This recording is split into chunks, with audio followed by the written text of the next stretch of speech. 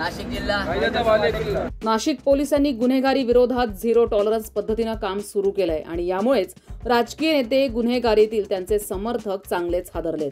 अनेकांनी तर जिल्ह्यातून पलायन केलंय आणि अशाच पलायन केलेल्या भाजपच्या सुनील बागुल यांचा पुतण्या अजय बागुल याला MP मधून पोलिसांनी ताब्यात घेतलंय. त्याबरोबर सचिन कुमावत, पप्पू जाधव यांना देखील ताब्यात घेतलंय.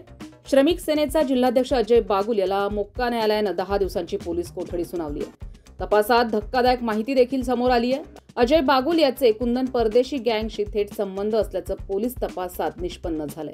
इतकंच नाही तर वाघ खून प्रकरणातही त्याचा सहभाग असल्याची माहिती सहाय्यक पोलीस आयुक्त विजयकुमार चव्हाण यांनी तपासात उघड केली आहे. त्याचबरोबर अजय बागुल हा अवैध व्यवसायात देखील सक्रिय आहे. तो भाजप प्रदेश उपाध्यक्ष आणि श्रमिक सेनेचे संस्थापक सुनील बागुल यांचा पुतण्या आहे. या प्रकरणानंतर राजकीय वर्तुळात मोठी खळबळ उडाली आहे. तसंच मोक्का अंतर्गत केवळ अजय बागुलच नाही तर एक नगरसेवक आणि श्रमिक सेनेचे 2-3 पदाधिकारी यांच्या विरोधातही कारवाईची शक्यता आहे. नाशिकमध्ये सुरू असलेल्या मोक्का कारवायांमुळे राजकीय वर्तुळात प्रचंड खळबळ उडाली आहे. कायद्याच्या कचाट्यात अजून किती नावं येतात हे पाहणं महत्त्वाचं ठरणार आहे. संविधान न्यूज, नाशिक. नाशिक जिल्हा कायद्याचा बालेकिल्ला, नाशिक जिल्हा कायद्याचा बालेकिल्ला, नाशिक जिल्हा कायद्याचा बालेकिल्ला, नाशिक जिल्हा कायद्याचा बालेकिल्ला, नाशिक जिल्हा कायद्याचा बालेकिल्ला, नाशिक जिल्हा कायद्याचा बालेकिल्ला. नाशिक जिल्हा